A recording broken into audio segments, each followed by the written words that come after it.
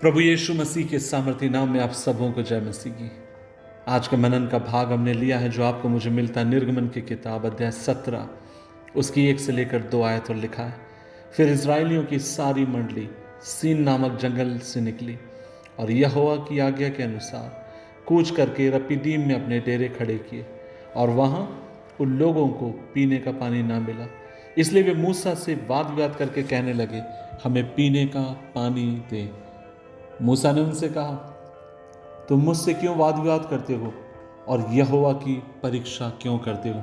अजीजों, परमेश्वर का वचन आपसे मुझसे यहाँ पर कहता है कि मूसा लोगों से सवाल करता है कि तुम यहोवा की परीक्षा क्यों करते हो और मुझसे वाद विवाद क्यों करते हो। कई बार ये कहना बहुत अधिक आसान होता है कि परमेश्वर मैं तुझसे प्यार करता हूँ।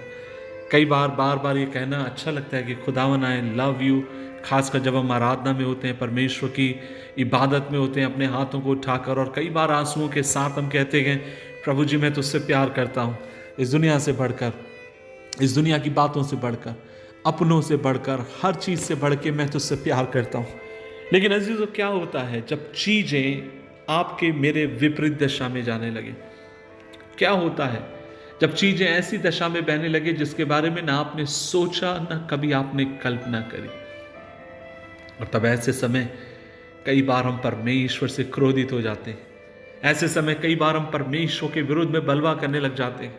ऐसे समय कई बार हम परमेश्वर की परीक्षा करने लग जाते हैं और कहते हैं, खुदावन यदि तू मेरे लिए ये चमत्कार करेगा तब मैं तुझ पे विश्वास करूंगा। यदि प्रभु जब तक मुझे एक मकान न दे मैं तब तक चर्च नहीं जाऊंगा। प्रभु जब तक मुझे एक नौकरी ना दे मैं यह काम करने वाला नहीं हूं। प्रभु जब तक ये काम ना करे। अजीजों, जब आप और मैं परमेश्वर के सामने कई बार जब कंडीशन रखते हैं, शर्त रखते हैं, दूसरे शब्दों में पता आप और मैं क्या कर रहे हैं? आप और मैं परमेश्वर की परीक्षा कर रहे हैं। और यहां पर इजरायलियों ने यही तो किया था।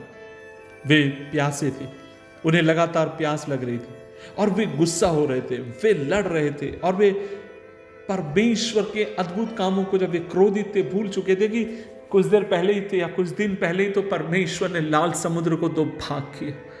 उन्हें इस बात को स्मरण रखना चाहिए था कि जिस खुदा ने लाल समुद्र को 2 भाग किया, उस परमेश्वर के लिए कोई भी काम कठिन नहीं है, वह सब कुछ कर सकता है।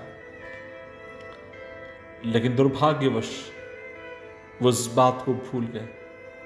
आज मैं आपसे कहना चाहता हूं, और वे प्रभु से नाराज हो गए और उसकी परीक्षा करने लगे।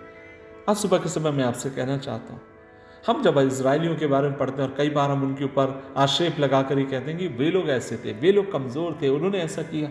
लेकिन जब आप और मैं अपने जीवन को देखते हैं, क्या वे हमारे समान नहीं? न जाने कितने बार हम इस तरीके से करते हैं, न जाने कितने बार परमेश्वर के चमत्कारों का आप और मैं भूल जाते हैं जो उसने आपके लिए, मेरे लिए किए, और छोटी छोटी बातों के लिए परमेश्वर पे कुड़कुड़ाते हैं। छोटी छोटी बातों के लिए परमेश्वर से लड़ने वाले ठहरते गए, हम बलवा करने वाले ठहरते हैं और हम भूल जाते गए खुदा ने हमारे लिए कितने बड़े बड़े अद्भुत काम किए। अजीजों, मैं आपसे कहना चाहता हूं, खुदा के अगर उन अद्भुत कामों को अगर आप और मैं याद रखेंगे, उसके उन मुआवजों को जब आप और मैं याद रखेंगे, अर्थात उसके चिन्ह और चमत्कारों को जब आप और मैं याद रखेंगे, आपका मेरा दिल हमेशा धन्यवाद से भरा रहेगा। अब कभी खुदा के विरुद्ध में नहीं कुड़कुड़ाएंगे, कभी अपने शब्दों को, अपने मुंह को खोलकर हम उससे नहीं कहेंगे। अजीजों, हमें प्रभु से प्रार्थना करने की जरूरत है कि प्रभु जी हमें अनुग्रह दे कि हर परिस्थिति में हम तुझ पर विश्वास रखें। हमें अनुग्रह दे कि हर परिस्थिति में हम तेरे नाम के ऊपर विश्वास रख सकें और तेरे नाम के ऊपर ना केवल विश्वास रख सके वरन तुझ पर भरोसा रखकर हम आगे की तरफ बढ़ सकें। मदद कर। जब हम ऐसे कहते हैं, प्रभु विश्वास योग्य हमारी सहायता करने के लिए दुआ करें। प्रभु जी सुबह के लिए हम धन्यवाद देते हैं और हम दुआ करते हैं, हमें अनुग्रह दे, हम तुझ पर और अधिक भरोसा करें। जीवन में जब कड़वाहट और चुनौतियों का समय आते समय तब भी हम तुझसे लिपट करें और कहने पाएं कि प्रभु विश्वास योग्य और जो यहाँ तक लेकर आया वो आगे भी ले जाने के लिए ताकतवर है। मदद कर पिता, यीशु मसीह के नाम से मांगते हैं। आमीन, आमीन, आमीन।